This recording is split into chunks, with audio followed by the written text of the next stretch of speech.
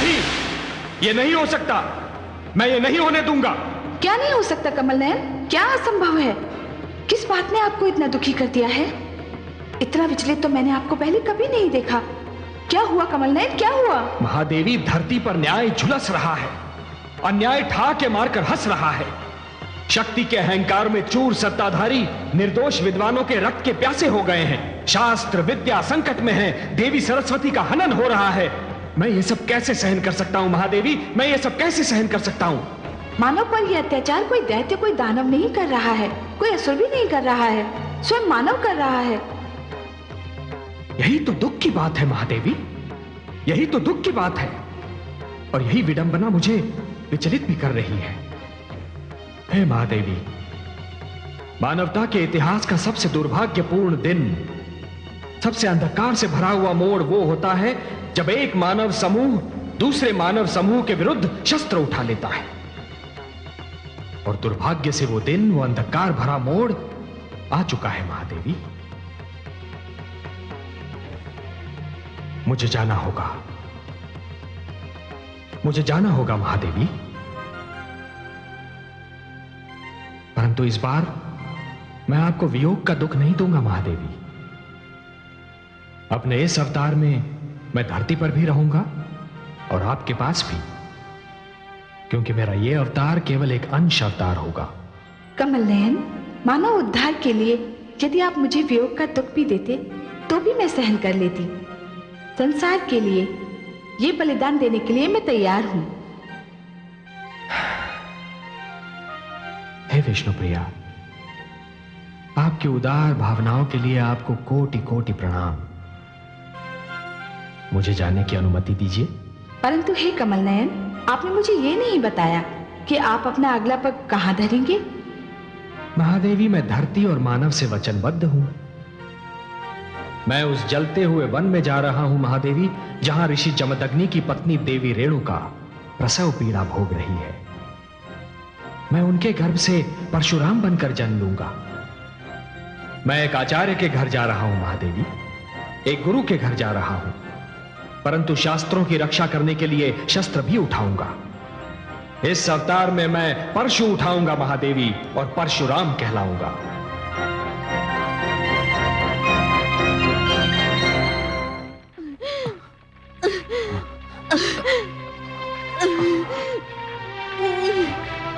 बैठिए देवी।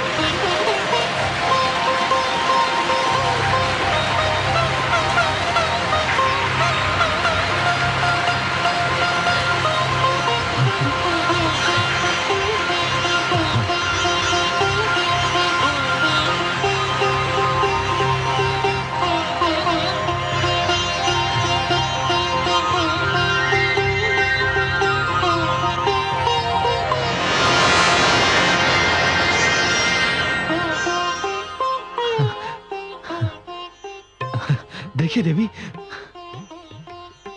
हाँ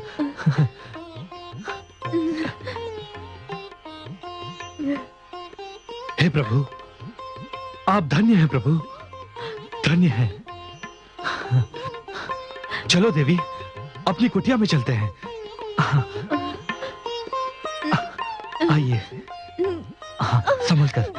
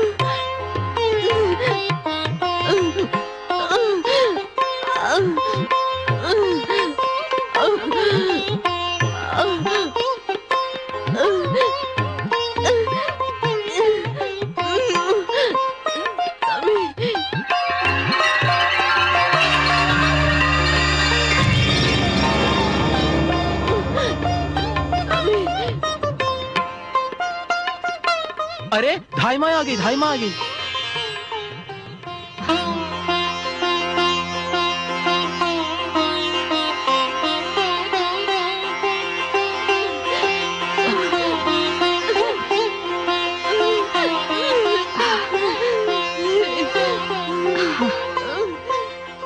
देवी, आप तो वो धाई नहीं है जो आने वाली थी। मैं उसी की छोटी बहन हूँ। वो तो यहाँ से भयभीत होकर भाग गई, किंतु मैंने सोचा कि इस स्थिति में प्रसव पीड़ा भोगती नारी को क्यों ही छोड़ देना उचित नहीं होगा, इसलिए मैं उसके स्थान पर आ गई हूँ। आप तनिक बाहर जाइए, मैं हूँ इनके साथ। जी देवी, धैर्य रखो, सब ठीक हो जाएगा। चलो शिष्यों।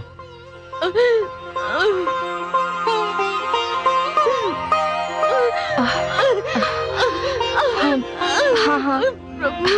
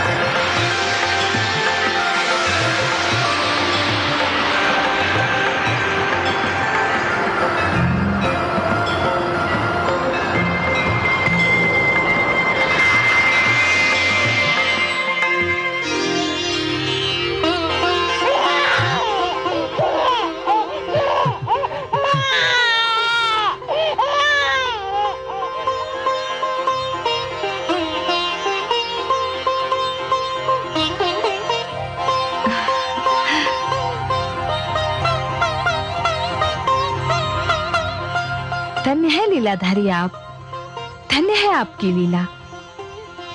देवी रेणुका, आपको कदाचित ये कभी ज्ञात नहीं हो सकेगा कि आपके पास कौन आई थी और आपको क्या देकर चली गई।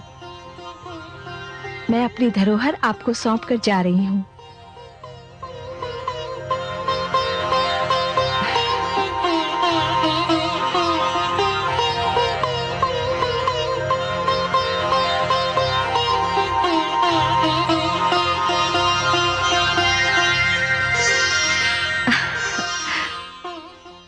बधाई हो ऋषि जमदग्नि, आप और देवी रेणुका अत्यंत भाग्यशाली हैं।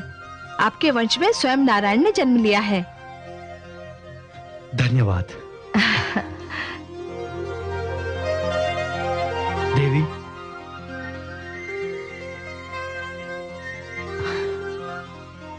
बधाई हो देवी।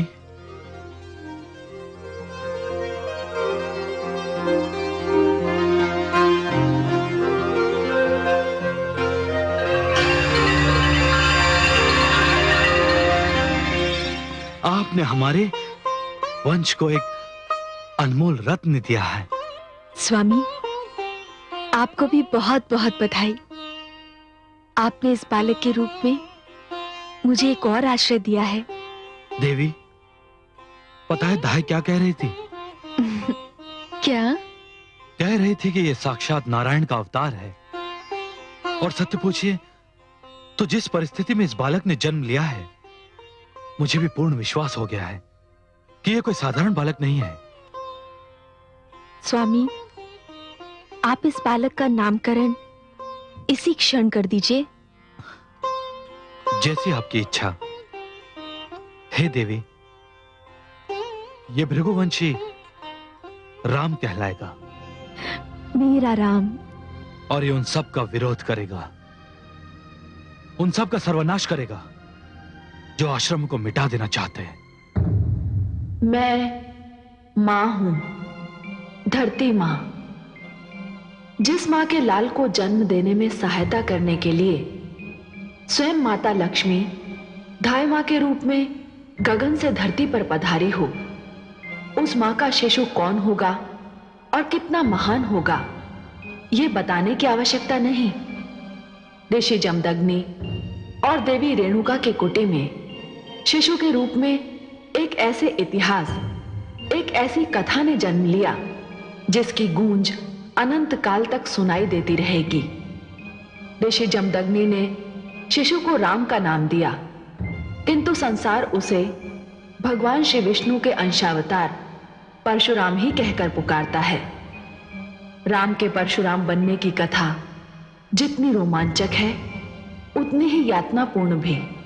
और इस कथा का मुख्य खलनायक सम्राट सहस्रार्जुन था। ऋषि जमदग्नि को अकारण अपना प्रतिद्वंदी और उनके आश्रम को अपनी कल्पना में राजशक्ति के समानांतर शक्ति मानकर वो उनके पीछे पड़ गया था। ऋषि जमदग्नि का एक आश्रम फूंककर ही उसे चैन नहीं आया। उन्होंने जब भी और जहां भी आश्रम बनाया, सहस्रार्जुन ने उसे तहस नहस कर दिया। यह सिलसिला चलता रहा और नन्हा परशुराम माता की गोद में सिमटा ये आतंक देखता रहा।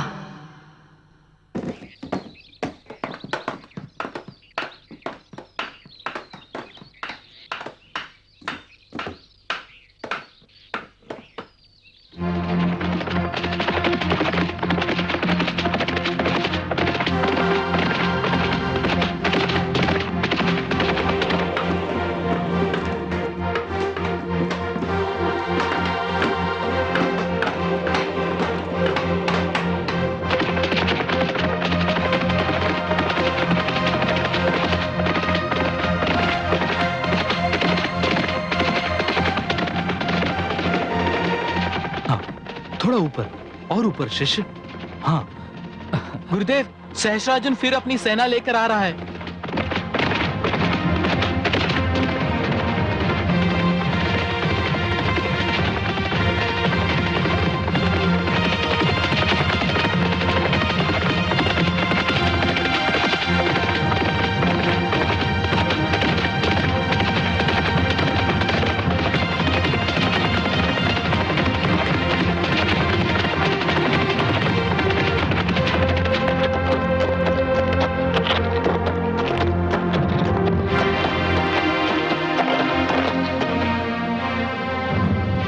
मुझे आपकी प्रशंसा करनी पड़ेगी ऋषिवर। मैं आश्रम जलाते जलाते थक गया हूं। आप आश्रम बनाते बनाते नहीं थके। उसका कारण है राजन। क्या कारण है? आप जिन्हें आश्रम समझते हैं वास्तव में वो आश्रम नहीं है, विद्या और ज्ञान के प्रतीक हैं। और विद्या और ज्ञान ऐसी वस्तुएं हैं जो किसी युग में घटेंगी नहीं, बढ़ती ही रहेंगी। और उनके मिटने का तो प्रश्न ही उत्पन्न नहीं होता। उन्हें मिटाने का प्रयास करने वाले स्वयं थक जाएंगे, जैसे आप थके जा रहे हैं। यह विद्या और ज्ञान के केंद्र नहीं है ऋषि जमदग्नि।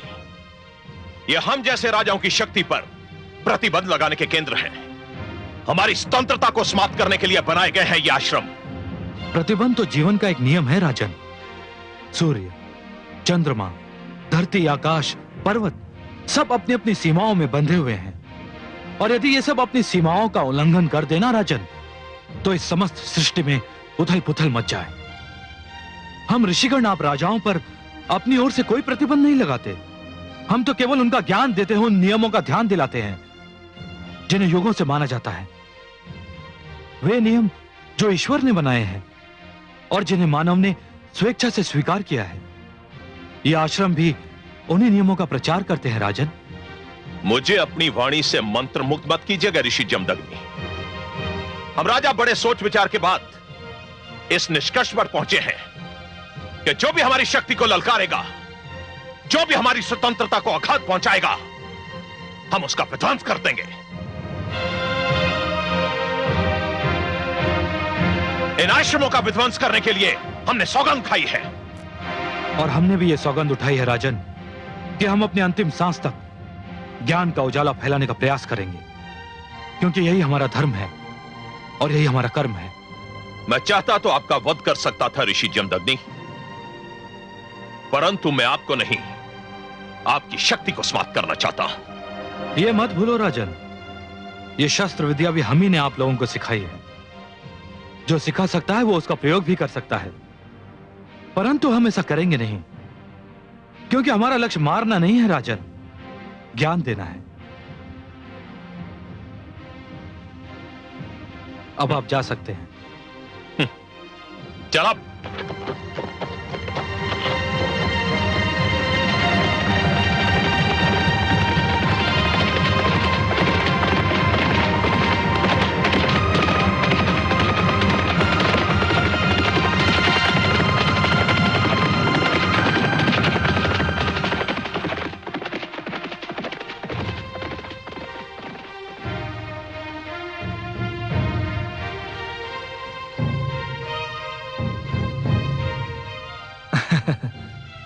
पता है देवी, ये ऐसा क्यों कर रहा है?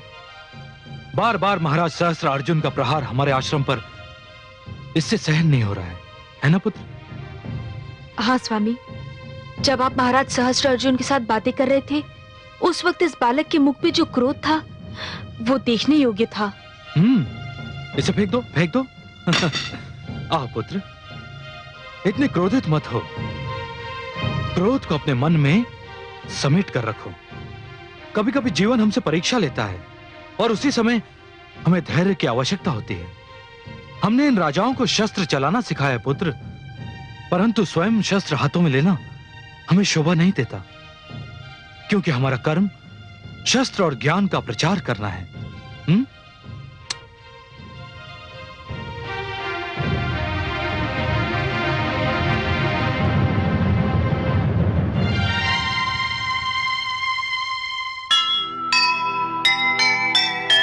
जिसके मन में बस गया धीरज और विश्वास, जीतेगा वह एक दिन, रख ईश्वर से आस। खेती अत्याचार की कभी न फलने पाए, सत्यमेव जयते सदा, हारा है अन्याय, हारा है अन्याय।